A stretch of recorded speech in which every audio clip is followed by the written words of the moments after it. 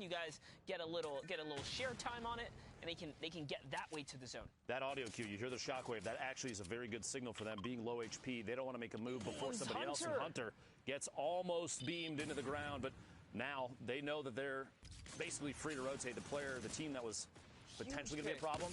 Big hit there. Gets the elimination on Hunter. Very valuable. Amplified does, in fact, go down. You see in the top left, Raxo takes him down from D-Mine. 23 trios remaining, 61 players total. The threshold on the middle right, they're 343 damage above. But Miro still sitting on only 3 HP. The Mini's going to be a big pickup there. Now 53 total. At least he gets him a little more health here, right? Puts him in the game, keeps him in the running just for a little longer. Now he has the option to pick up this blue pump, and he actually is going to opt into keeping the gold tack. That's actually a pleasant surprise there. Wouldn't have thought that, the pros would take the slower pull-out time from the gold tack over the blue pump. You get a 200 damage hit with the blue pump. Can mean the difference between making it into the circle and getting stopped by somebody. Maybe you get surprised inside your own box. Somebody takes your wall. Situational awareness is big for the blue pump to be extremely effective, and your accuracy has to be on. But, man, when the thing hits, it really hits. You really got to appreciate this push right here because they're still fighting for this game right here. There's a minigun over to the left. That hit right there is going to hurt a lot, though, because, again, the heals are so sketchy here. I think they have one more mini left to their name. Yeah, perfect huge. Time to come with the explodes right there. He's trying to break through the build. Someone's going to catch a sneak shot from behind, though. That back right corner, Miro down to 49 on the ground. Matsoe probably going to have to leave him out to dry there. Another team making moves on the side. The safe zone, the next safe zone is the bottom middle of your screen, or bottom middle of the current safe zone. You see in the bottom right there, the mini map. 5 damage below the threshold. Sky solo right now, looking for a tag, and he does actually find it, and an elimination is a big point right there. 20 trios remaining to get close to placement points before too long. Just looking at the feed, I saw Mitro still in the running here somewhere in the game, so that trio, top 5 trio, still in the running here. I think our number 1 team might have been completely wiped during that push right there, so they're out. They cannot accumulate any more points, but they did pick up a lot of eliminations, so you best believe they're still in the top 10 as far as we know right now. But it's so early. It's still so early. There's a lot of opportunity here. We still have a number of games left. Camo, Harmy, and Pepper at the top of this, looks like 4 or 6 block tower. Stinger to apply pressure while the minigun is going. Love the EU tactics. You don't see too much minigun other regions right now, but this Tomo ammo does go down. Imagine that many rounds from a trio all shooting at your single build and you're by yourself. It basically GG at that point. And this team here is also just heavy on the elims right now. An effective 7+ for the squad right here, and they have the prime position to catch the picks of anyone rotating from the backside. This is actually perfect too, right? The heavy congestion is below them. They don't have anyone up here in this layer with them. The closest person is this trio right here to their left, and it looks like it's time to get that focus fire on. Here comes the minigun. The mark for attacking right there, stink to apply and make a move. You use those HP tags that pop up, the 5, to see where your opponents are rotating. Now they're in literally the very bottom of the same builds. You have a ton of people stacked up next to each other at this point now. But Camo, Pepper, and Harmy look like they still have the ultimate high ground, the best spot on the map right now. That being said, they're on the far west of the current safe zone, and they need to rotate southeast. Hopefully, somebody's got a launch pad or shockwaves in the inventory to make this rotation. Otherwise, they're going to have to build across and tarp over everyone else underneath them. You do still see Benji, Fishy, Mongrel, and Mitro right there on your screen. They are still in this one. Looking down from almost the same angle. Here we go. Rotation with the launch pad. Well above the damage threshold for Storm Surge.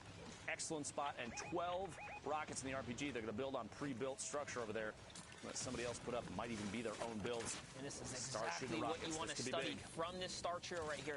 Zone 6, they go for the high ground. So they're actually going to take the high ground. He's going to catch 2 on the knock right there, which means that team is really hurting now. That's going to be Voron who gets taken out there. Voron was also in the top 5, if I'm not mistaken. So that's a power takedown right here. It's going to allow this trio to just get one step closer, kind of breaking away, getting, Shio Wager, the mayonnaise tub to the face. So we'll see if it, comes to fruition before the day's up. Mitro staying a little bit towards the back, keep throwing down those RPGs at players that are rotating, or the builds to see if we can get drops on people. Mitro pick it up. There's those 2 elims in the feed, so he did secure both of them. That puts the entire trio at 6 total right now, 17 points. And we're looking at placement now, top 15 trios remaining. Only 29 players, though, as the elimination feed is starting to light up across the board. These are the zones that really cut the player count down as people are moving, especially when you have one of, if not the best trio on Ultimate High Ground with an RPG. Are you kidding me? But they are in the best spot. Remember, it still hurts to hold high ground from Zone 6 so early. They're going to be forced to jump down soon if they can't, kind of map conserve properly. They're getting broken down consistently now by the shockwaves. These are one of the cons that happen when you take that high ground, because you don't get the pleasures of looting the players you drop, right? Just like that. All that loot's gone. They actually can't use it. And every time you hear a shockwave, you'll see these players snap and look up in the air to see if they can try and find who's on the fly. In case you have free shots as that elimination is secured. Mitro picking up a knock on Falconly in the feed. Another one for the trio, 7 remaining. I've got to say, if this is not a win for this team, I don't know what is. It's going to be a close one. Mongrel actually did not have any more AR left in his gun. There's no more RPG left here. It's a straight-up shotgun battle. This is a crucial elim. That's going to get them some of the resources that they need to hold this high ground here. And it looks like it's cutting back across. So lucky for them, they're going to be able to kind of reuse some of their resource here. We have a couple players left in the game here. Red Rush in the low ground. Shaka and Cal as well. Here's Micho just raining fire. That tac sub SMG so good for shredding through builds right here. And honestly, it can pierce through the turbos like right there. These are the shots. Good pressure right here from Mitro, putting down the fire, putting all the ammunition to use here. We're almost in the final zone now. This is it. Storm Zone 9. The close in will happen. Looks like Benji Fishy's going to go for that high ground. You saw him elevate himself right there. So he's going to get out of the harm's way of the shockwave. And Micho's going to stay down here and just get down and dirty with the TAC SMG right now, Lupo. You have to remember at the last set of placements here, the points really kick up as you go from 5th to 4th and 3rd to 2nd, and then the Victory Royale. So every time you see a player go down, like right there, the 4 trios remaining get even more points. As soon as one more trio goes down, we'll get at 1st and 2nd, and that's it. And we're down to the very last second here, the spray from above. This, honestly, as soon as we got to top 40, this was Mongrel, Mitro, Benji Fishy, all the way to the end. No surprise here. And a monstrous 12 elim game right there. And you saw, even in the final moments, they did try to drop a couple of medium bullets there. But with that, we're going to send it over to the studio with Zeke and Sundown. What do you have for us, guys? Oh, man. MMB starting off the day strong. We are one step closer to Shio eating an entire jar of mayonnaise.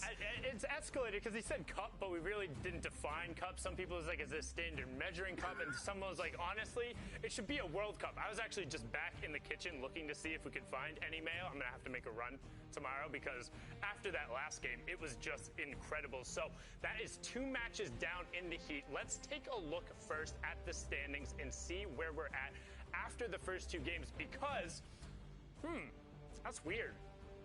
Who's that up top? This might as well just be Shio, eat mayonnaise. I mean, I think so it the reads. one thing, and we saw they had a number of elims. They were in actually 4th place after the first match, but then the 12 elim plus the victory route. Zeke talking about it, every single one of those being a point, and then the victory route being 15 as well, pushing them up to 38. They're already 7 points clear of Falcony, Robabs, and the Vic, who've been playing very well. 19 elims there is pushing them 5 points clear of Amplify, Miro, and Mapso, who had an incredible first game.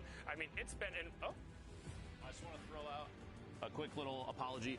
Based on score, I had assumed that because Matsoi, Miro, and Amplify had first place, that they had the Victory Royale. They, in fact, did not. So my apologies. All we were given was placement on the screen. That's my bad. Back to you. We got to keep him honest, and we love him very much for it.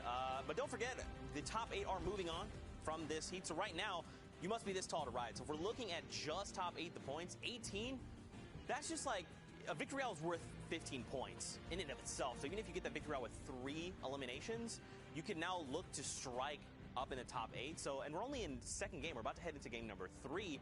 What does this spell for like all of these other teams? Yeah, you just have to stay consistent. You have to not fear. If you have a couple of bad games, that's okay. If you're able to get in, get situated, get a couple of eliminations, get some placement points in there.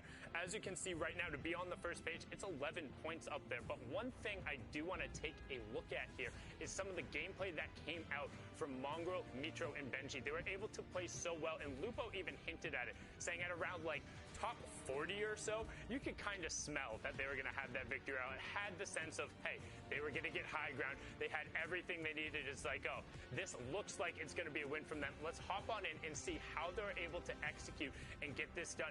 And one thing you'll note is when they are on high ground, they're so incredibly disciplined with their angles. They're constantly looking around, adjusting, putting rockets towards their opponents, and then keeping control, working with each other to make sure that they're finding the right targets. I mean, Mongrel's aim on people who are in the air, honestly, you'd think he's using a controller, the way these players just get beamed as they come through, but no, it is just his amazing bro. Just as Mitra would say, that's crazy. They are running it through 38 points up top. And again, always on the high ground. And for me, that's what's so impressive. In a meta where there's so many RPGs, so many shockwaves, the way they're able to not only get initial control, but then run the rest of the lobby without having to drop down and putting themselves in bad situations. They were never threatened. Count the number of times in this clip that bullets or anything are being shot back towards them. Everyone else is so focused on just trying to rotate and avoid damage from above that these guys don't have to do really anything in terms of defensive play, and they can just focus on going forward, and it seemed like it was just going to be a win. And honestly, I want to roll this all the way back to Xiaowei Just Beast talking about the retail drop spot and how your early game sets you up for an advantage. They have so many tools at their disposal, from ammunition to rockets to excess shields to having enough mats because they had rotations early on to hold the high ground. It just makes it so easy and so clinical. And I promise, if you are a trio or you're just interested in competitive Fortnite and getting better, go and load up these guys' server replays. Watch them play. Check them out on their socials. You might want to actually mute their streams every now and then because they can get a little loud on the comms. Ballas does a great job breaking that one down. And let's actually, because as we talked about in the Heat formats, the top 8 are going to advance. But just so you can get a hint, 5 elims right now is getting you up into that second page. There is 32 teams in each one of the heats. You need to be in the top 25% in order to advance. In Europe, every single one of these guys is impressive, but they're all capable of stringing together a couple of good runs. You have 6 games. A third of them are down. You're now into kind of like the meat of it. In the next 2 games, you don't want to fall out early. So expect to see some intense battles early on and maybe a little bit more passive play kind of in the mid game, because people don't want to get dropped out. You don't want it to be a third game and then fall out and realize, oh, we're that much more off the pace. Now we really need to be pressing forward. I think you'll start seeing aggression in games 5 and 6, but 3 and 4, they're going to be playing a little bit more like me, hanging out, just being like, oh, there's people over there? No, I'm good. So not like me, who does not even get to play. Got it. Yeah, we'll have to see how things go because, again, like Sunun's saying, you have to be top 8 if you want to move on to grand finals. So for a lot of these teams, I think we're going to see that, though. Maybe even some teams that are even on, say, page 3, they want to try and make top 8. So they might just say, look, we're going to contest MMB at retail. Let's just go for it. We have 6 games. Let's try it once. If it doesn't work out, we'll change up the plan. But I mean, I know that's tough, a tall order. I'm aware. I wouldn't say so retail loot is strong, but there's a reason why you see the most dominant teams kind of staking their ground in retail, because it's like, come and challenge us if you want, because if anything, that benefits us more. We're confident that we can take those early game fights with you. Like, if you want to split and try and do the blacktop houses, like, that's fine, but these guys will end up running at you. They will take the challenge because for them, like, they see 50 pots. They see points on the leaderboard. They see ways to climb this way up. No, it's serious. That's how MMB, that's how Volks and them, that's what they look at retail as. If you want to come there that confident, and the mental game is so important, particularly in a heat structure like this, where if you in the first 2 games, if you are hanging around off this page, if you're not in direct contention, you might think, man, I'm struggling right now. Like, we really need to get into it. But in reality, you're able to string together 1 or 2 strong games, or even a victory royale right now would put you through, right? Yeah. And any of these guys are capable of winning one of these games. So I think they can do it, but it's all about keeping a strong mental game as you're going through. It's tough, man. I mean, as much as I want to see Shy eat a jar of mayonnaise, it would be kind of cool to have a new trio come up and, dethrone MMB. I am about that, but it's just going to be a lot about mental game, like you're saying. If you start to just lose your confidence even just a little bit, that's going to affect your potential placement in top 8. We'll have to see, though. I'm getting a little too excited, Fortnite fam. I want to see more of this. But yeah, look, I think we're getting ready. Battle bus, the players are boarding. Will be there in just a moment. I think we have a package here in just a moment. But what do you think, man? So, do you think where is Aqua? Did we see him? Is he on page one? They're not in this heat. They're not in this heat. Okay, I'm sorry. It's different heats. It's different okay. heat. This is just heat one. So which brings again, me to my just next to remind point. people, is a little too excited here. There are 4 heats coming through in Europe. 8 teams will be advancing and going on. And the way you're able to kind of score and work your way up is through eliminations and placing higher up. Though in Europe, particularly, they have the highest amount of participation. So all of these players they are at the very tippy top, right? This is the top 0.01%. Right. These are the best of the best and the people who are very able to compete against these guys. So they're able to elevate their game on a particular day. However, as we're sitting here and able to have our own predictions, there's a reason we all think Mitro, Mongo, and Benji have done it. There are repeated trios who have shown they're consistently stronger and that much better than the rest. It's not like we're basing this off of who our favorite players are, right? It's going and looking at it and breaking it down. But for now, we're going to throw to a 10-minute break while we sort some stuff out on our end. We'll go talk to the bus driver, try and get that going. You guys take your bio breaks, whatever you need. We'll be right back.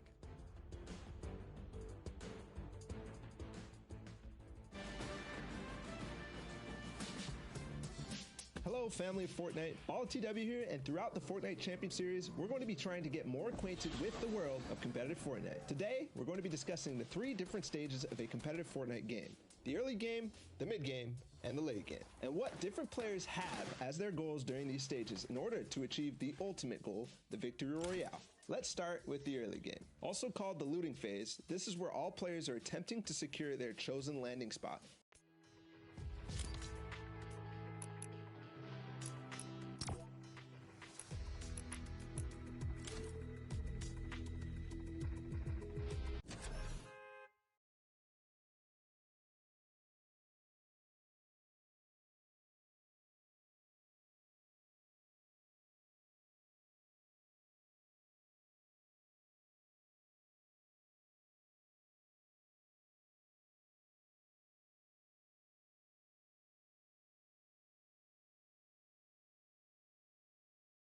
Trios want to try to force your opponent into the more disadvantageous position, cut off from loot potential.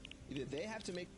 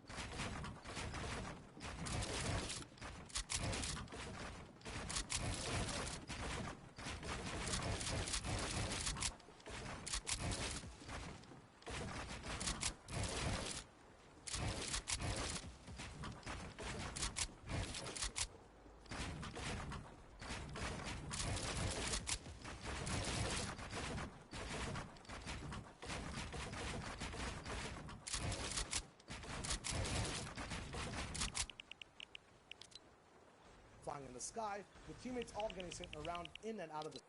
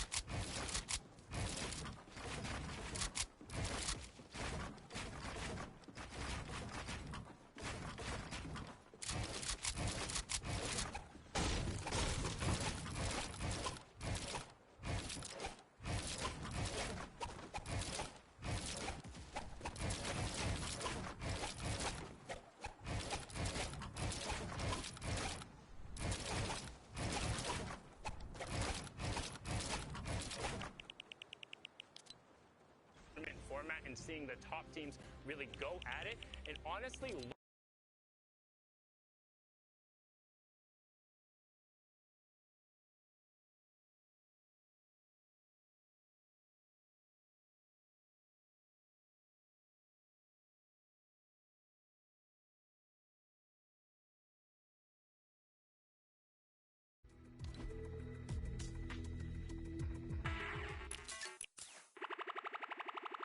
tomorrow, however, Flame, Prime, and Hunter were also able to have a positive day in their heat and advance through. So predictions so far are holding steady, and it's going to be exciting once we get in. There is a different style of play, different types of gameplay from all over the regions, but enough from me.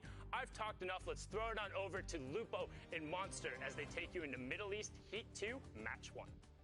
Sundown, thank you very much. Just a quick note to those at home. Occasionally we run into issues on the cast. Do your best to not get too worked up about it. You know, there's a lot of things at play here, so you have to imagine a 10-minute break is an insanely short amount of time to recover and get back into the games. As you can see here on your screen, Heat 2 Game 1 of the Middle East region just starting off. Tilted Town, a number of teams dropping down the bottom. Down here, pressure in the bottom and the pump shotgun. An early blue pump shotgun in Tilted Down, as you can see, is honestly one of the most powerful weapons you can get it just hits so hard for and so many up-close fights, too. Such a clean shot. And that's one of the perks of landing in Tilted Town. You know you're going to get a blue... You know you're leaving a blue pump, you're leaving with shockwaves, you're guaranteed heals. Like, guaranteed minimal. Exactly. Not only going to get yourself some launch pads as well. So this is the place to be, especially if you want to guarantee your loadout. And you stick around just to get back to the lobby. Not much you can do there. You catch one pick, maybe you get a point for your leaderboard, basically. But even then, his battle to lose. You have to hope it's like a solo, otherwise you know they're just going to get picked back up almost immediately. It's a tough spot to be in. But yeah, you're saying early game in Tilted has such a refined loot pool. The trade-off of not being able to build, or in some people's mindsets, not having to build, because you know that you can just focus on gun skill and accuracy, is such a big factor in building up an early loot. Just the early loot game is it's huge here. It's actually crazy, heals like crazy. Everybody's going to come out stacked with a good set of materials, in fact, just because you can pick up all that stuff out of the chest and off of every elimination. If you do get challenged here, it's arguably one of the better spots to drop right now. Yeah, I was just going to say, imagine a game where one of these guys bring that double barrel out of Tilted Town, because there are some rules in play where the double barrel shotgun only spawns in Tilted, but you can even take the weapons out of the place as well. And third time's a charm. There we go. I was going to say, he's having a little bit of a struggle there, trying to get up and over. He's got to track down that space bar. It runs away sometimes. Unless they're playing on controller, I guess. My apologies. Controller gang, love you. If anything, Controller Gang has the best movement we've seen so far. These guys can go 360 on the... Clearly you don't watch my stream, Monster. I appreciate it, though. Yeah. But all right, now we're looking at Happy Hamlet here. A little bit of a standoff. Moon, Minzu, and Kinji here have that high ground. There's 3 teams here. The prediction from 4 of the 5 of us, one of the players, Klops, going down in the feet up top there. You hate to see that. And if I had to guess, I actually did a Middle Eastern VOD review. They land towards Junction, so they must have had some kind of problems over at Haunted Hills, but we'll talk about that in just a bit here as Kenji uses a valuable shockwave to try and take the high ground here, and he is going to get chipped just a little bit. And such a nice pinch going on right here. And this is one of our newer competitive regions, so you know, a little bit of catch-up, right, to catch up to the rest of the competitive scene, per se. I wouldn't even say that, honestly, because some of these players are so good, Monster. I mean, we've even watched each other grow very quickly playing the game just from watching these competitive experiences. You have opportunities like this. Look at that. The Kiji immediately flicks up, gets the knock-on info, who's trying to shockwave from, over the top. But you have to understand, these players in the Middle East region have been asking for their own region for quite a long time, so you know they've been watching the competitive experience between all these other regions. That kind of learning has to have happened big time. That was a filthy little ramp edit right there to catch AZ2M. And yeah, that's what I wanted to touch on, is that they were held back for so long because of the ping differences, right? Yep. But now having their own region, a lot of it has, you know, a lot of these players have found a little bit of remedy in that factor as well. So good for them. We see new faces come up and have their moment. Pretty much catch a little highlight here today. Kenji picking up the revive right there on Minzu. Knock for the middle of that fight. A valiant trade, though. Honestly, if your team only suffers a single knockdown, you pick up those 3 eliminations, I'd say that's 100% worth it. Those bubble shields in rotation out. Team moving up on top of the hill. Not lucky landing. He was actually hit with a little headshot right there, ripped apart all of his shield. Now forced only down to bandages, and this is a battle that they have to take on their heels here. And I like what they're doing. They're backing up as a squad, trying to use this time to also gather some mats in the process. This team is not letting up. You have the NL squad right here, Nella, Easy, and Saya Zine right here. Or Saya's Ren, excuse me. And they're coming in with a push. They're still fully shielded up for the most part. They'll get the ultimate high ground right now. Gonna have to fight out one player all the way at the top. Shots coming from the third party right there. Looks like a teammate trying to knock down that build as they're pushing up. Sai, ultimate high ground, looking down from above. Little explode from underneath. Gonna have to build against that. Waiting for the peak shot. Look at the timing on that. Very last second before getting to the pyramid. Gets a ton of big shots. Look at the last one. There it is. Finds the knock on Izzy. They have the advantage at this point. Picks up that elimination up to 125 total HP. Nella gets knocked. Wild Gamer picking up that elimination. And an RPG in there is going to be huge. Tack shotgun shots back-to-back, finds the third one, and that is a solid 3 eliminations for Sai, while Gamer making it up for the loss of silence down there in the bottom left corner. fighting on the heels right there, and they turn that battle around. Very well done. Not Sai, I've actually had the pleasure with, I'm pretty sure, talking as I've, browsed around the Middle Eastern region. So good to see him pulling up and performing here as they now are pretty much clear, and they have the zone. They're in the clear. They have the zone. They can get this revive off. So Silence is going to be able to come back in the game as he gets hit up on the reboot van. Huge value. That being said, the inventory of Sai has 2 green tactical shotguns in there, some bandages, an AR, and that TAC SMG. Lucky landing, looking like it is calm at this point. A lot of builds, but no competition left down here as this trio is going to be able to pick back up, potentially finish looting up down here, farm any materials they can get out of it. They're in the safe zone. Circle still has 38 seconds before it closes, so they're not feeling too much pressure in any way right now. We'll have to see where the next circle goes.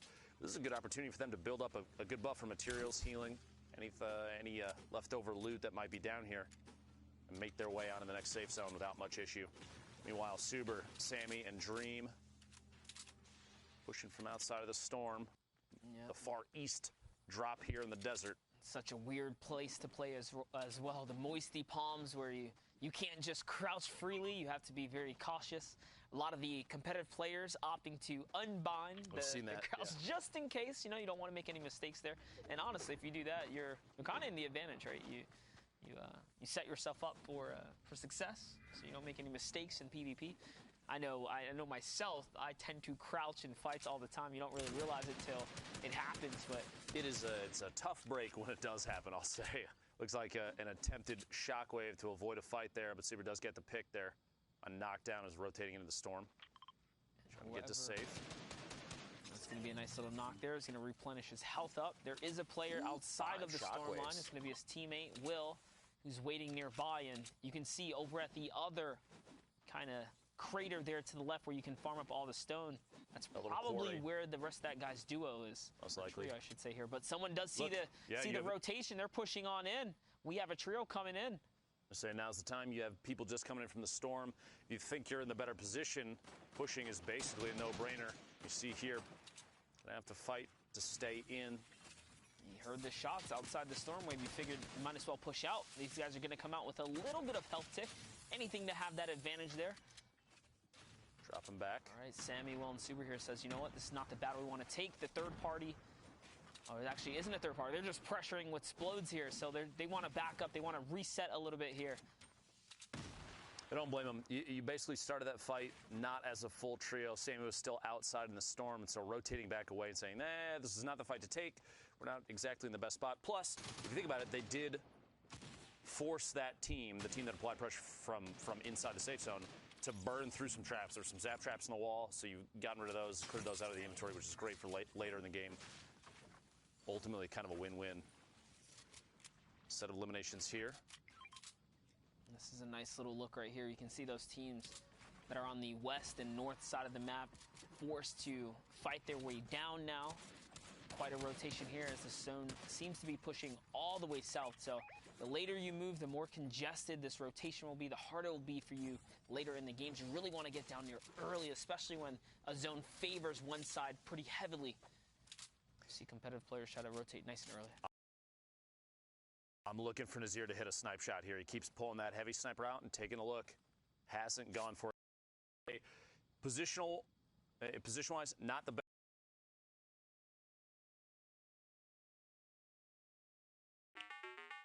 Crazy snipe right there on the rotation in. They suddenly have advantage, a trio versus only 2 left up. They could push through, pick up 3 elims, all the materials, and make their way in the safe zone.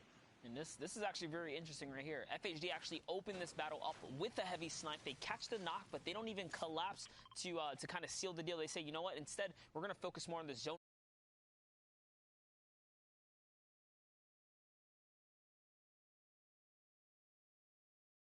If they can get to the zone first and then turn the battle back around. Depends on how fast the storm is moving on this edge. They are closer to the short side, so it's moving slower. But yeah, you have a chance maybe for a pickup there, but I think, like you're saying, in that moment they say, yeah, we got the knock, we could push for it, but placement at this point probably more important. You're looking at 26 trios remaining. You don't get the placement points until top 15, and even then, it's only 3. So right now, pushing into the storm, getting to safe, very, very important. You want to try and make it to that top 15 as early as possible. get to a safe spot so you can sit and wait. You saw a little bit of a storm surge warning there as we're approaching Zone 3. You have to be cautious when there's over 70 players to the Zone 3 ratio. Storm surge will start to tick, so there's only one trio probably affected right now. This trio here is completely safe, 105 damage above. But anything can happen. They can get pushed by the wrong ones. The other team can jump into a fight. So at this point, only one player needs to go down, too, and we might actually find it. There it is. What a snipe. FHD looking back to the east over there. Quick little flick, a 157 body shot. They're going to try and apply pressure. The teammate up top trying to secure, maybe get a chance for revive. Stinks. They actually used a lot of resource just to try and keep that player safe right there. He chucked back the zap trap and the stink, so using all, if not most, of their throwables right there just to hold the power squad down here in the factory area. And this is the second time now they've caught a knock, and they haven't quite, sieged the moment. Very patient. Will it bite them in the butt later on, though? Honestly, I think that's the smartest play, because you see right now, all three of those players up on the hill are stacked up next to each other, and they may have seen, because you had people that were rotating in, I believe that's southeast of the little factory area they're in right now. So they get the knock, yeah, but you're down below. Your only option basically is to try and take shots on the structure and get the knockdown player exposed and immediately eliminate. If you don't get that player's crawling back and using the line of sight on the hill. Plus you have other people that they're going to see that and a chance for third party. I would rather see these players do exactly what they're doing right now and sit inside the build, do all the wall replaces, and wait just a minute, because what might happen, and you see on your minimap, that almost is the call there, that trio, the one that they got the knock on, there's a team further outside. They're going to get pressure from the back. They have a chance to sandwich. That might be eliminations that they can pick up later rather than applying pressure and maybe getting third party themselves. I almost also want to say, though, that's the same team as done got sniped twice by FHD, so he's a magnet for the heavy sniper. Got to be careful, buddy. Little rivalry tuck building up there. Head down. You got to duck. Careful on the peaks here, but NM7. Teams are collapsing everywhere. Minute left. Oh, and he catches another one right in the tail. Aziz TV is going to go down, and this time they are not safe. He says it's time to battle. They want to push this through with less than a minute on the rotation here. In comes the stinkers. The heavy snipe cracks open the wall, and there is a team nearby. They can hear the shots. They're looking over if you look at your map, but they're going for safety instead. It's a long rotation. Around. Southeast side, they're rotating around trying to get in the safe zone. Meanwhile, these two teams that have literally fought each other time and time again now are finally applying pressure. NM7 with a build-up, trying to get the high ground. Not going to be able to do it just yet. Going to wait just a moment. Doesn't want to get pushed too far in on that trio without his teammates at his back. One elimination currently, but if the pressure is good and gets a better position, might be able to convert that into another three. We'll see here in a second. Shots from inside the safe zone. They're just at the edge. And there are so many teams so close together. 1, 2, 3, 4, I believe 5 trios within probably 50 meters of each other right there. And Aziz and his trio is actually really lucky. Aziz was traded out, but that duo, what was left of the trio, managed to squeak away here. Heavy snipe returns. He hits another one. FHD is on fire right now with the shots. So you can see here, this team is scary with a double heavy sniper. They're loaded up right now. Here comes a focus fire. A trio focus fire is big, but FHD pays the price. Another team up behind. This is what I was saying. 5 trios in one, like basically 150-meter circle is so tough, because as soon as you start spraying on one, everyone's going to look at you and say, you're exposed right now, and you're not looking at me. Might be the time to take a shot. Imagine if instead of AR spray, that was a heavy snipe. That could have been an immediate knock, and then suddenly the tables are turned on this team for power. That's right, but it's okay. Power has plenty of heals to spare here. You saw he did manage to pop 2 big pots right there, so the squad kind of hooking him up. They still have 6 chug splashes. They have, slurps for the road. They're very, very set up right now. With how close together they are to other teams, I'm surprised they're not using... They have 11 chug splashes. Use even just one of those just to top off one player and get your last one to only 5 HP missing, because if you're in a bad spot and you start getting beamed, you're going to want every single HP that you can get. Oh, the double snipe, double heavy. Here we go.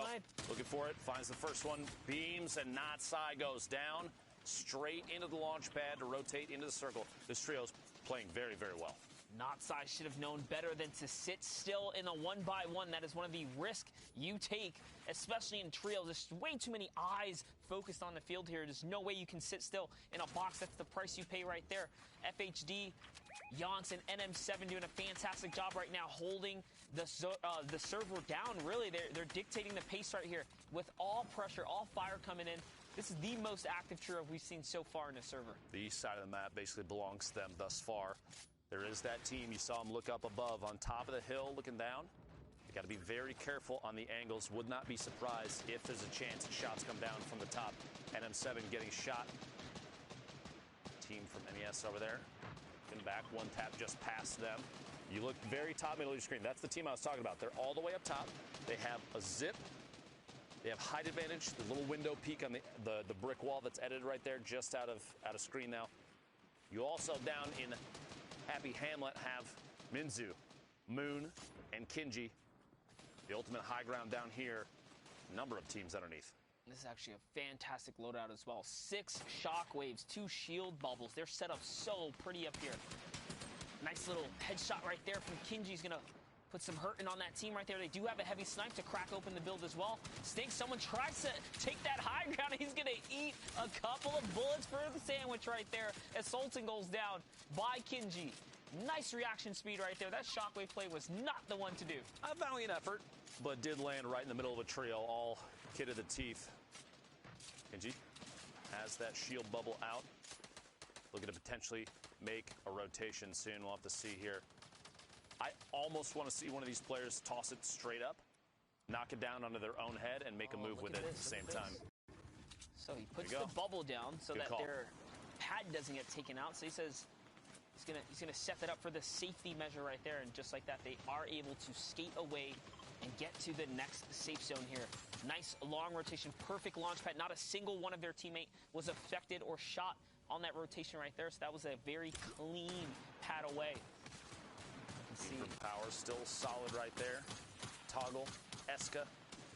Another player from one tap's going to get taken out right there as Toggle's chucking in all of the grenades right here. Flexi goes down. Iki gets taken out right there, and he catches another knock. That's a triple knock with the grenades right here. He's just letting them go. But grenades are pretty good, especially when you have so many players stacked together. You have your teammates spray down the walls where you're tossing those things. And just look at the map. They're all in the same spot, so naturally you're going to hit someone. We're about to get into placement points here. Just before we cut, we have 16. There you go, 16 trios remaining. As soon as we get to top 15, everybody picks up a set of points, 34 players total, which means a lot of these trios are no longer trios. You have quite a few single or duo players left at this point as the feed's still lighting up. Players are now forced to the northwest side. Oh, I see. It looks like they're setting up a shockwave, right? Are they trying to set up the perfect shockwave kind of play here, angling the structures? Craftsmanship is key, just as a reminder. It's important to set it up properly so that everyone can get on out, but it looks like there's no time left. No time. They're just going to have to go ahead and throw it down. It's going to be a very scuffed shockwave here. But honestly, that's not bad. Yeah. Sigel with a big move there, landed literally in a set of builds already, and there's edits set up. He now has a bubble shield to protect. He can look back and try and help his teammates if he needs to, or make a move here. He's going to try and build up to his duo. And Eska does get taken out there, so Toggle is going to get in a little bit of a 1v1 right here. Someone with a box battle is trying to look for that replace wall. You have to wait for it. Nice shot. Noor's going to eat the big pump to the face right there. He's going to put him right down. There was nothing he can do. He kind of asked for it. Literally just waiting. Just waiting for the edit. You know it's going to happen. Just wait for the edit. It's boxed in. Going to have to try and get ahead of this storm. Down to 13 HP. Traps down. He does have the splashes, but it is not enough. That trio goes down. Looks like in 13th place. 12 trios remaining as the rest of the field. Shockwaves, tarps, and launch pads towards the next safe zone. And now we're looking at the end game, Zone 7 here. You have your teams already situated up in the high ground. Shockwaves are already flying all around you here. Power, NM7, we're jumping back in. We saw land some ridiculous snipes earlier today. He does still have that heavy sniper. Someone is going to sneak up behind him, but they have a nice little pinch right there. Great white shot right there. Doc Lupo, he catches Anatomy with a quick cleanup and quick reaction speed right there. It's actually 2 that fall down to them. And they're still a full trio. Big hit. Quick little splash to Put another 20 across the board. All three teammates sharing that heal. Great Excellent job. call. These Great rotations job. in, trying to get these quick edits and try and tarp while your teammates are still with you. He's out of mats. And healing, that's big. Yeah, no mats left. NM7 is empty now. They're going to have to trade off who's doing what on the team. Still making moves, though. Bubble shield there. Plus the zone is right at their back. Player dropping in, same floor behind, rotating out in the storm, trying to stay safe, but can't quite find it. Back into the safe zone here as NM7's looking back. This is a great opportunity. If he had held that for maybe 2 or 3 more seconds, he might have had another shot on the player that did get the knockdown underneath. Big movement into the safe zone is key here, but he's only sitting on 3 builds. Got 3 metal builds remaining, 9 points, and there's six trios left to trap behind, just in case somebody tries to drop down in, but does get broken. Player underneath. It is basically chaos at this point. And then Sayer is the absolute slayer so far. Oh, but he is going to get chipped down right there as Minzu takes him out. We've been following Minzu, Yonks, and FHD for all these players for so long now. This is looking like the toe-to-toe right here. Minzu on YouTube. Boxfighter, Moon, and Kinji all have the high ground right here. They have stinkers. They have explodes. They're set up for success right now. Here comes a quick edit. Minzu's trying to get this peak right here. Is he going to be able to connect? No, the shockwave pushes him out. In comes the firing. He doesn't have time to push all the way through. It's going down. Somehow, they close out by staying alive just long enough. The shots, the trades, FHD and Yonks were holding it down, actually trading the shots. The shockwave was perfect. Minzu's trio went from the only full team left to both players knocked and Minzu in the storm because of a single shockwave so fast. I think nobody on that team saw that coming. Absolutely ridiculous. Last couple seconds there. Now, just to take a look back and really give us some details. We got Shy Wager out in the studio. What do you got, Shy? Heck yeah, these guys had the power, they brought the force and cleaned out the game even at the worst circumstance possible. Even throughout the game, we saw double heavy snipes. We saw so many cool utilizing mechanics being used across internationally, which is huge because, you know, Lupo and Monster had a conversation. Are these guys caught up? Do they have enough time? Is everything, you know, in place for this region to be at the top spot next to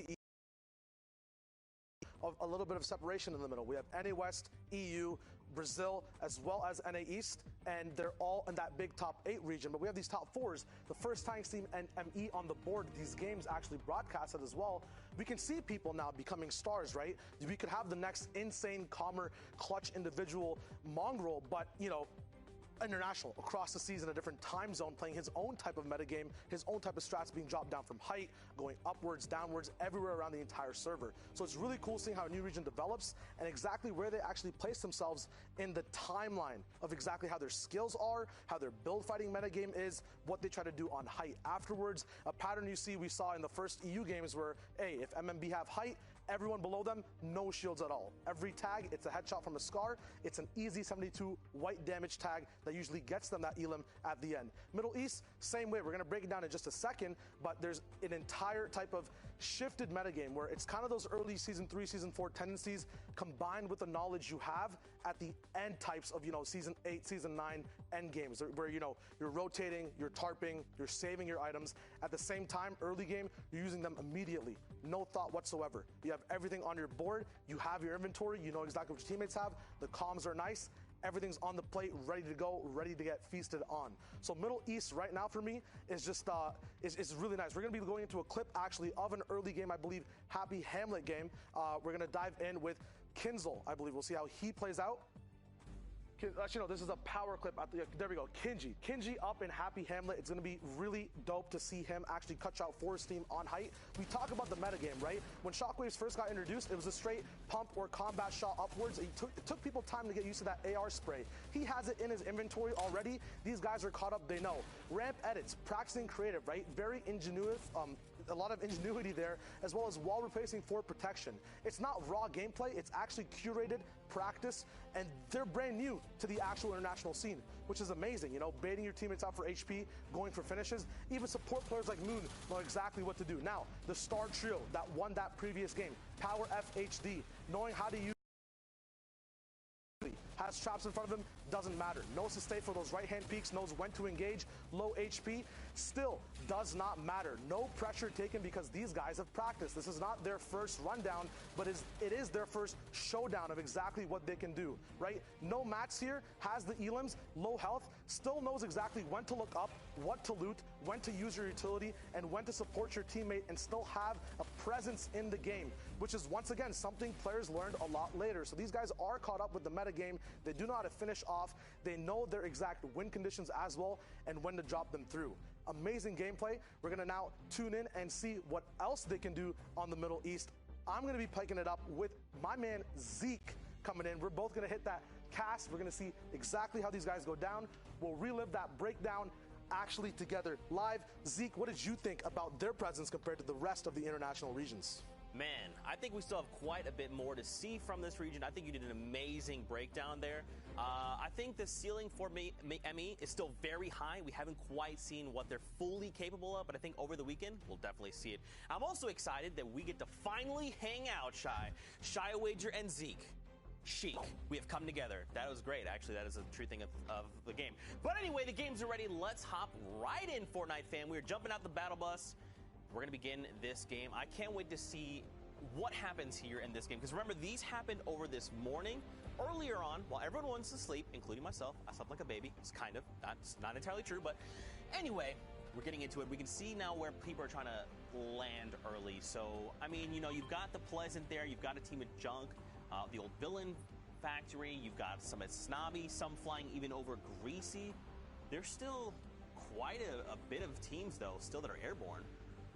Yeah, see, one thing you mentioned earlier, Zeke, was the whole idea of these games happened this morning, right? For me, chewing gum, you leave it on the table untouched, still good to eat later in the day. There's so much flavor in these games we have yet to see. No, seriously, man. Like, once again, we're tuning with power. Hey, look at this pattern, right? I kind of, you know, went to the FHD/Mongrel comparison. These guys are in retail. Mongrel's in retail. You know, we had Monster, Lupo, saying these guys have been waiting for a long time, right? There's so many VODs they've been watching. They have the knowledge, man. They have the power. Yeah, and now look, they land over here on the, what do we like to call this? The top side is blacktops. So residential. This is residential. Yeah, there we yeah. go. I literally came up with it as you were saying. What's wrong with me today? But they are on the residential side, which is good.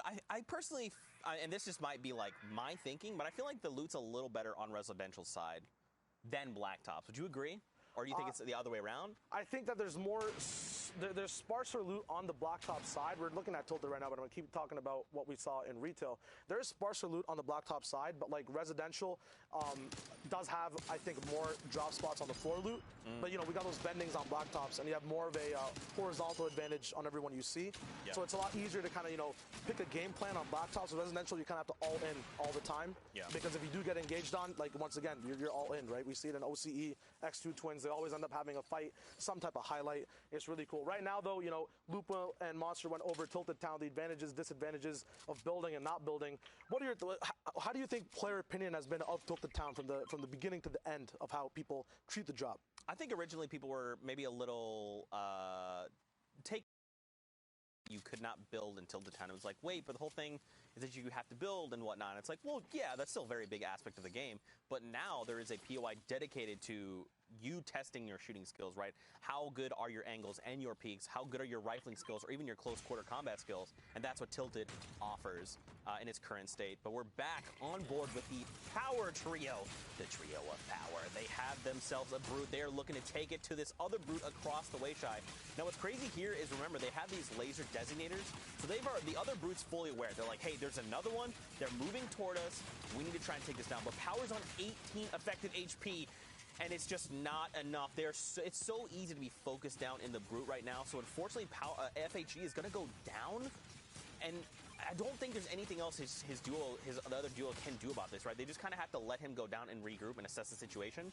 NM7 does have the sniper, so if he can get a cheeky shot off, he can down someone immediately. But, like, look, the other brute spawned like, no, friend. We're going to hunt you down. Don't worry. Don't get too far.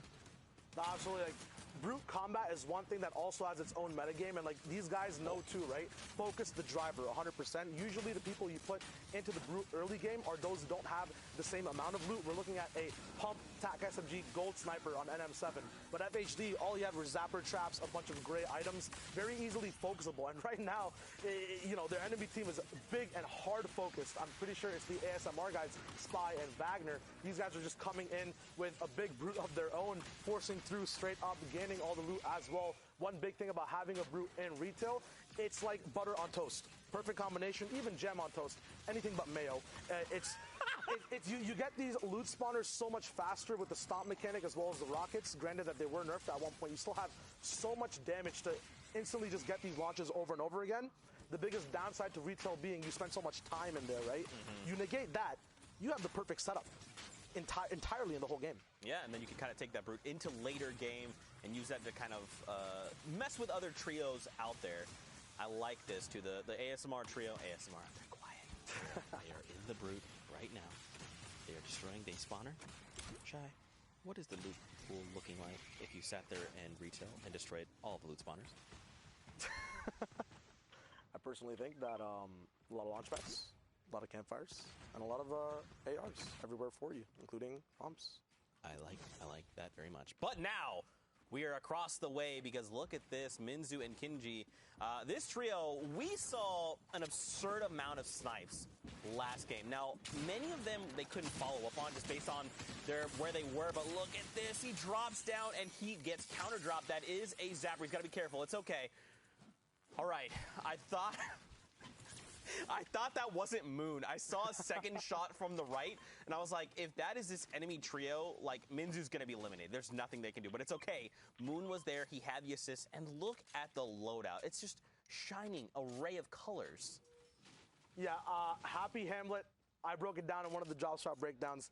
Vendings galore, so many chests, right? You eliminate as much of the loot pool as possible to what you need to keep looting over and over again. You know, loot drops, chest spawns, every vending that's available to you as well. You get to pick and choose what you want. You use it in the fight as well really fast if there's just one other team contesting you. Looks like these guys are the kings of Happy all the way in the Middle East, which is huge. We have now two big things as well that a lot of people don't realize in the game is when you have kings of a drop spot clash against each other, you don't really see where people come from, right, in the end game when they're on height. But now that we know that we have the ASMR boys having all of retail, we have this rainbow loadout on every single person from Happy, we can now see the storyline build up all the way to the end game of these two star trios at the moment in this game. Yeah, I mean, these guys are looking very, very good, but look who else is here. We've got two trios just in front. There is one player from a trio left in Old Yonder. And there's a trio making their way over a hill by that long ravine there. Okay, so it's Sazerin there, who's by himself. I'm not sure what he's still doing there. It looks like he might just be crouched, just potentially trying to loot there. You got Simar, JD, and Cake Park, Dash? Cake Pack, Dash. I like that. Like that. I do enjoy some cake as well. But now they just get to kind of walk into Old Yonder. I mean, there's obviously going to be no loot. They could farm up for materials if they wanted. All right, I take that back. There was one piece of loot, which was just the ammo box. My apologies, didn't see it. But now they're right here on the edge of Storm, right? Yeah. Of the new safe zone. So they're probably feeling pretty comfortable because they do even have a shockwave, which look like they have a shockwave apiece, and they even have a jump pad, the launch pad to get them to safety. So it's all going their way here in the early game. Yeah, there's an absolute skirmish all the way in the snow side. We've kind of seen things develop, I guess even in Middle East as well. A lot of the people like to land split. They like to be up in the air. So to set a stage for you, Zeke, it's always just, you know, a bunch of people playing desperate with a bunch of trios that have already finished their fights. So you can imagine, you know, how scared people are split off. You can see exactly how they rotate it in. And you do see a little bit more survivability coming out of snow side towards the bones over here, towards the big monster skull. But at the same time, there is, you know, those mid-game fights that do break down at times. Right now, we don't see any. We can drop into just seeing the options that Toggle has now to move towards, I guess it's the desert biome, towards the bottom. Yeah, I mean, there's still so many players left. 75 and 26 of 31 trios left. Don't forget, we want to hit top 12 before we start seeing any placement points at all. And we're right now in Storm Circle 2. So there's still so many players that have to be eliminated before this end game, right? I mean, I don't imagine we'll see like Storm Circle 750 people left, but I wouldn't be surprised if we did see that. There's still so much that can happen in this game. I'm curious to see what's happening back at retail. You know, we saw that trio, the ASMR trio. They're pretty looted, and I'd assume with that Brute, like, they probably cleared retail, like, super, super fast. I want to know where they went from there. Because right now, even, like, Seagull, Toggle, and Eska, they have no eliminations. Their loadouts, it's not shambles, but it's, like, borderline shambles, I would say. It's 100% shambles if it's a big zone, but you touched on it a little bit, right? Eliminations. When do you actually really want them? What is your win condition? So what would you say if you had shield bubbles and shockwaves, the different options people have towards the middle or end game that they can use to actually, you know, come through for elims or play for placement? That's a good question. That's tough. I think it depends on, because like everyone knows what heat they're in, so you know who, if you're paying attention and you're doing your homework like you should be, you know the other people in your heats. You know potentially where they're going to look to land. So like if I'm this trio, I'm not going anywhere near retail, right? Because we already know ASMR trio is there, and we even saw the power trio as well. So I mean, right now they're near Salty, which it doesn't look like, looking at the minimap, no one's there. Everyone's already rotated out, right? They're trying to get themselves into safe zone. Looking at, actually, on the top left, you could kind of see, so right now, look, they're just on the outside making their way in. So we're back on power, and looks like it's just Yonks by himself. This is a brutal spot to be in. He definitely does not have their cards. They're not getting rebooted. There's no way. So right now, Yonks just has to do anything he can. I mean, I'd imagine he's probably wanting to play slow, right? He's like, look, if I can even just play for placement and get us those points, if he can find an awesome pick, great, but that's just like backseat. Right now, it's survival mode. Yeah, the worst sound anyone could have heard from him on the server for his situation is that shield break sound, the whole desynchronization of the shield. So right now, he's worried. He knows trios around him know that he's worried. His entire half his loadout's already gone, right? We talked about when to use your loadout, when is your win condition, do you want elims? You said it, Zeke, it's full survivability at the moment, and Yonks has to go to the Bronx and even further now to even win the game, right? Like, 0 elims, the easiest thing to do, right? Getting 3 points through eliminations is 3 separate fights. A lot of mats used there, right? A lot of gun skill required, a lot of brains required in the fight against 3 other people. But if you separate it into entities on the map, right, you only have a maximum of 31 trios on the map, 31, 33. So in this game specifically, I think we're at 26 out of 31. We're kind of far from placement, but separating it into just looking at singular entities moving around the map and playing placement that way, right? Using your mats against one entity rather than 3 separate ones in a fight. You can then kind of, segment out your loot, your minis, your mobility, and actually get further and get 3 points without getting insane frags in an actual fight. Yeah, that's very interesting. I hadn't considered that. That's pretty dope, but I mean, it's tough, right? Like, I want to be hopeful for Yonks in this game. And what's different is, like, during qualifiers, you had kind of 10 games and you had 3-hour window. So, like, if you were in this situation, you could say, look, I'm just going to run into a team and hope for the best. And even if I was eliminated, it's fine. We're just going to hop back into another game. But these are heats, right? So, like, right now, everything is on the shoulder of Yonks, right? Because we're going a full game at a time. So Yonks just can't say, all right, let's just let this game be our wash. Like, no, he actually has to sit here and try. And I mean, if I'm FHD, if I'm NM7, I'm sitting there like looking out for him, like, right, you've got a team here, you've got a team there. Like, just try and keep yourself positive. Because, like, for me personally, if I was in this situation, it would be so stressful. Yeah. But these are the very best of the best. They're here for a reason.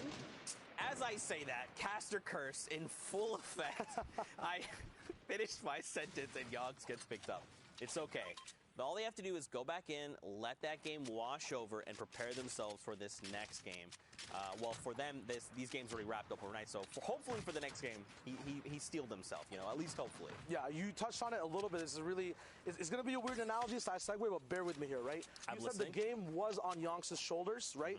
In cartoons, you usually have like an angel or a devil on your shoulders, right? Okay. To break it down for people trying to clutch up in that situation, replace the angel and devil with your win conditions, right? Am I looking for free elims rotating?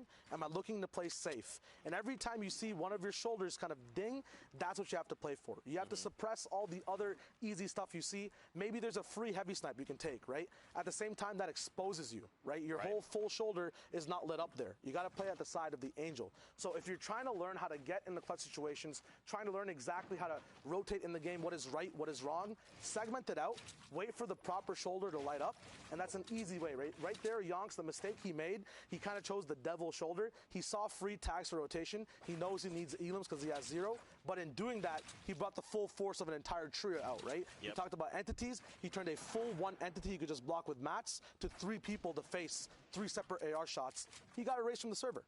Man, that's so dope. Yeah. See, Shy Wager dropping these knowledge bombs and making my inner child who loves Looney Tunes just so happy right now. I appreciate that, Shy. That was very nice. It's very well explained. Thank you, man. Thank you, thank you. Now we're looking at an entire different scenario. Sadiq, I've actually seen this guy have some amazing highlights in game and actually clutch it out in the Middle East server, sometimes topping the charts of our top plays of the week. Currently, he's going to be leading an actual trio. We're actually on Rampage's perspective right now, but these guys are absolutely raw when it comes to just taking those free aim duels, just engaging on fights and following up with stuff. Right now, I've never seen more stink tags from one stink on an entire trio. Eska goes down. We saw Eska last game as well as rotating earlier. Now, they're very set on loot, but once again, they know that win condition, right? Even if you're not solo, as a trio, what shoulder is dinging? I got a knock, okay, stink follows up, right? That's how you have that whole momentum process, you have it planned out. You just got to look for the right pings to follow through.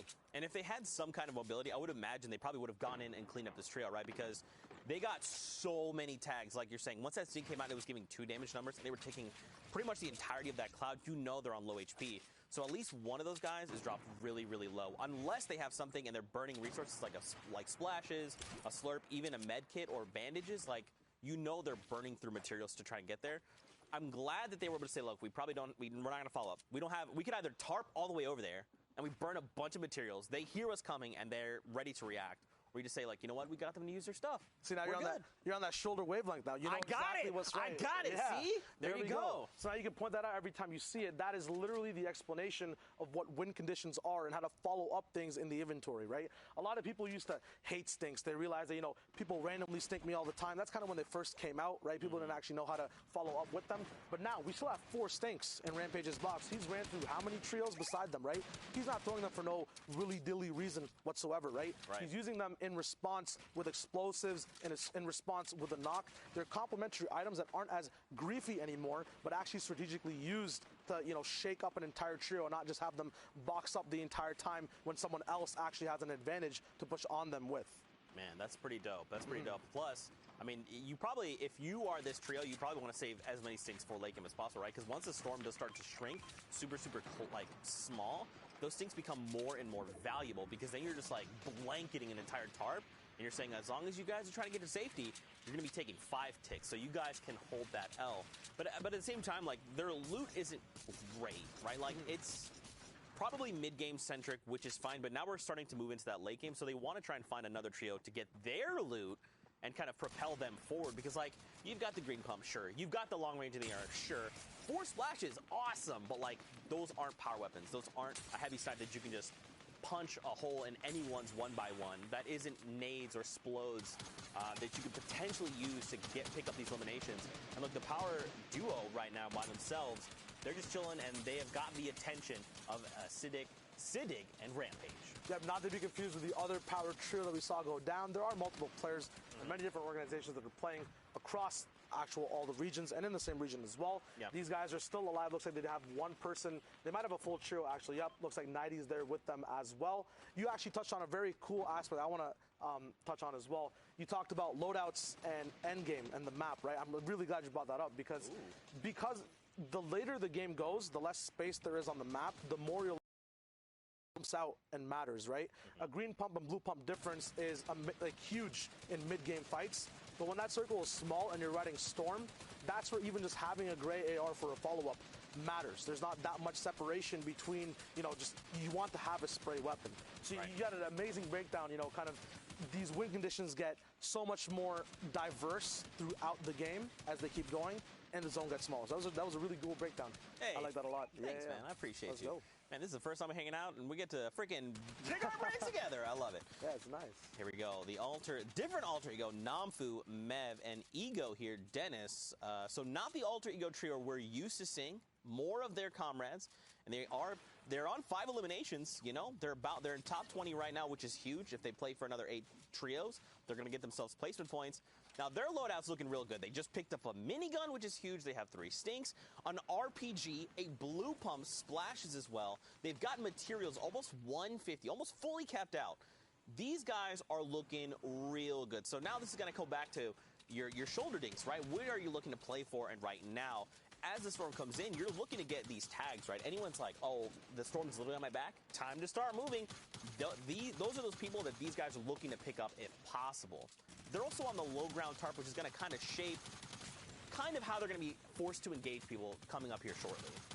Yeah, these guys are 100% playing the horizontal game. As you said, low ground tarp means you cannot go lower at all. Means that you are fighting for your lair 24/7.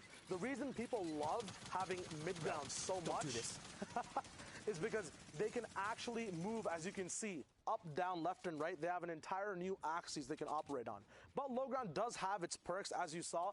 Ultimately, no matter what, you end up on the dirt when you're moving around the map, right? If you're not on your builds. So plays like that where you force people down with a trap, they can't move anywhere past you. So they have to interact with you. So owning this lair, although it is the hardest, ultimate low and ultimate height most of the time, it does have some of the most rewarding things because, A, you never need to place floors when you're ultimate low, right? Save materials that way. Exactly. You know exactly where your elims are coming from because they're all usually above you or behind you in storm. You're never going to be challenged from the bottom.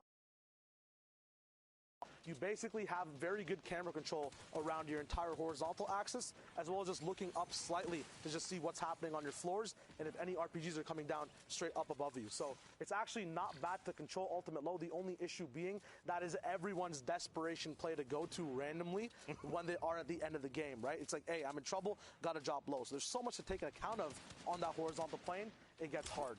Now we're looking at a 6 the game comes in. The first placement point getting dropped, top 12 now, 34 people alive. Zeke, the heals are still there. So is an RPG. What does that mean for their end game?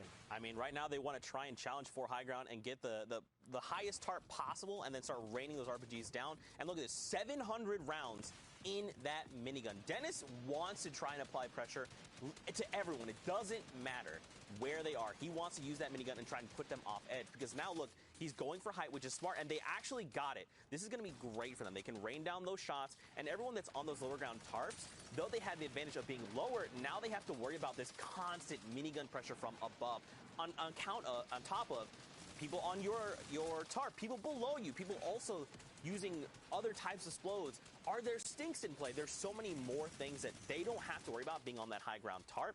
And now they're just saying, yep, everyone down below, just keep worrying. No, it's fine. This minigun, there you go. Spammy, oops, sorry, Spammy. You just got picked up on the crossfire, right? Like, Spammy got spammed. He got spammed. I like it. But, I mean, right now, if you're everyone down below, I mean, first of all, let's talk about their HP. Super non-existent. Feasel's there. The other alter ego, is he going to go down? I'm not sure. There was one of the ASMR trios. Top 8, we get another round of placement points. There you go. And now this is just going to be on this alter ego duo and Dennis to try and close out the game. No one's even contested him, by the way. This is the first RPG we've seen go out. So now they're saying, great, everyone else is down below is fought. They're all super low. Let's start using our resources, start trying to burn people down.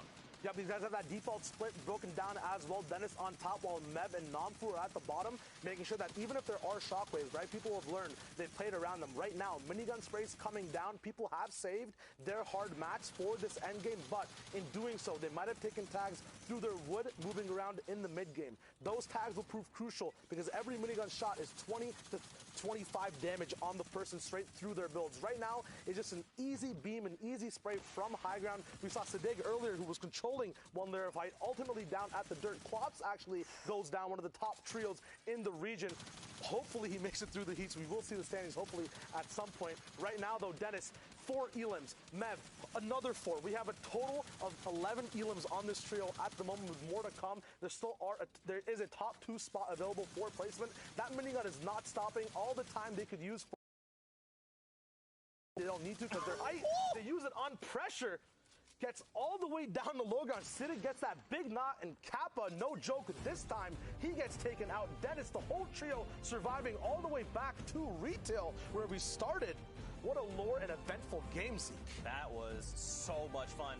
Don't forget, though, that means that Hero Kappa there was, don't forget he's on Klops and Fiesel's team, so placing second is 12 points. So shout-outs to him to making it the last team good on you. But now we're going to send it back into the studio with Dr. Lupo. What you got for us? Zeke, Shine, thank you very much. It's interesting to see how over time we've seen a lot of other regions build up around different competitive metas, and now that the Middle East finally has their shot, things are a little different than I think we've expected. We've seen from other regions in the past. It's excellent to see the competitive nature of these Middle East players. And Sundown, what do you think so far? It's been really good. I mean, honestly, a lot of what we expected, the teams who have been up on that leaderboard consistently pushing into really the top 5 in the top 10, they've been up there in our predictions. They all advanced through to tomorrow, and we've seen kind of the disciplined gameplay where people are stacking on their teammates, relying on it, and playing for the late game, doing everything they can to try and avoid those early and mid-game fracas, to avoid kind of those big sharks who are running around looking for the elims and get into those late-game scenarios. But I know there are a couple plays you wanted to take a look at specifically here. Very specifically indeed. Now, production prepared a little package for us, specifically, I believe, around Alter Ego MEV. We're going to take a look at that real quick. Let's jump right into it. This wall, absolutely ridiculous. Now, as you were saying, a lot of the team fire stacking on top of each other and taking shots at players in opportunity positions like this gets a quick pickup on Teddy's, and it doesn't stop there. You have players rotating from the outside of the map, and you'll notice the shots start, MEV takes a couple, and the comms between these players, it immediately becomes a 3-player beam position where they're up above everybody else. The comms will say, hey, guys, right over here, and everybody just the team fire out of nowhere, spraying down on the builds as players are trying to make these rotations, and the RPG shots, in Alter Ego on Alter Ego, elimination there in your feed. You hate to see it, but it's communication like that is created, especially in trios. We see it more than in duos or solos, and that's why I'm excited maybe one day squads as well. That team fire is so powerful. Even in a position where you're going to get a third party from another team rotating in. We've seen in a couple of the games so far in the Middle East today. You'll have team fire positions, but the pinch from either side. But you have all 3 players taking shots simultaneously on 1 or 2 walls. It's so powerful that not even all the builds in the world can save you from that. And that's putting these players in spots where not just 1, 2, 3 eliminations on from one trio to another, but maybe the team behind that's pushing in, it feeds into a chain of eliminations that's going to push some of these teams higher up the board than I think any of us expected them to go. Yeah, and you're seeing that a lot when you have the 3 players who are stacked on top of each other, and then their comms are there. I mean, we joke about MMB like it's really chaotic, but when they all call out, you see, boom, everyone snaps over, and the team fire happens instantly. You're seeing Middle East put off a lot of that right now, but on our end, yes, there are still some issues going on with the matchmaking on Europe side, so we're going to go to a break right now. While we take some on our end, we will have some additional messaging that is coming forward, so don't go anywhere. We're just hanging out. We will have more games going forward. We're going to continue to fill with the Middle East games as we come back. So we're going to dive in a little bit deeper to them, which is something I'm really excited about because a lot of people don't necessarily get the visibility into this region. They don't have the opportunities to really go in and dive into this gameplay and look into what makes Fiesel, Kappa, and Klops so good, or what makes that Sam trio that much better in seeing different styles of gameplay. It's the same reason why I preached during the World Cup. Go take a look at Asia. Go take a look at Oceania. Go take a look at Brazil, because you're so used to watching just NA East, Europe, and NA West that when you get these different regions, there are really definitive styles and ways to play the game and different utilization of not only mats and rotations, but items. I mean, you see the bubble bounce came out from different ways. You see the Solar grenades coming out of Europe. People are constantly innovating and finding new ways to play Fortnite. And I mean, that emergent gameplay is what I'm all about. The more regions you add, the more variety, the more skill you're going to see. And honestly, the different flavors of gameplay go such a long quick note. If you're out there watching, believe me when I say I understand that production delays, can be frustrating. And without a doubt, the people that are in charge of this are trying to work through them as best they can. I would ask the people that are watching, this is from me, this isn't from Epic, this isn't from anybody like that. I'm sure production right now is going nuts, like, what's Lupo doing? Do me a big favor, if you're out there watching right now, try as hard as you can to not be frustrated with delays like this. Things happen. It's a very complicated game, and there's a lot of systems at play here to get every single thing coordinated simultaneously. Let me tell you, it's not easy. There's a lot behind the scenes. So thank you very much for your understanding. And if there's any frustrations, Don't direct them at Epic. Maybe direct them at your keyboard or something like that. So thank you. Definitely protect the keyboard, but I promise you, we are looking into it. We're trying to get it resolved as fast as possible. If you need to yell at anyone, you can yell at me. It's fine. I'm used to it. I said do it right there. Go ahead. You can send it all on my way, but I promise you, we'll get it resolved, and we'll always have the ability to go through and continue to watch some of these games, because again, it's always great to be able to take a look at the other regions. And I mean, I'm excited. We're going to be able to see a lot of Brazil today, right? And I want to be able to watch that. And that's one region in particular. I don't know if people were going through and looking at how kind of the heats and stuff were set up. Brazil got bumped up. Brazil is on the exact same level as NA West. They have the full 4-heat structure, and there's been a lot of teams that qualified 8 players through each week. And the amount that Fortnite is taking off in Brazil, like, definitely want to give a shout out to that scene, because both Brazil, Argentina, like all of the South American countries have really stepped up their gameplay, both in terms of involvement and the level of skill and how they're playing in the end games. If you go and check out some of the server replays that are going through there, they're able to put up just ridiculous gameplay and ridiculous numbers. And the fun thing is the level of aggression you see that's coming out of them. They're looking to take fights in the early and the mid game. They know if somebody is like, if they don't spot 3 people on top of each other, even if it might be a full trio, they're like, we can eliminate those 2 people, or we can put some pressure on them to where if it does become a 3-on-3 fight, we know we'll be able to come out on top. I mean, that's why I like seeing King play that way, seeing Mastier, Dracons, and Blackouts. They're able to put out just such great gameplay. I mean, being able to look into that is fun, but at the same time, like, they don't necessarily have a definitive top team. So one of those guys could get upset if they don't go through. But now we're going to throw it on to a break. So you guys, whatever you need to do, go take a break. We'll be back in a little bit, but we'll also have some games rolling. So you can stick around if you want. We'll be here.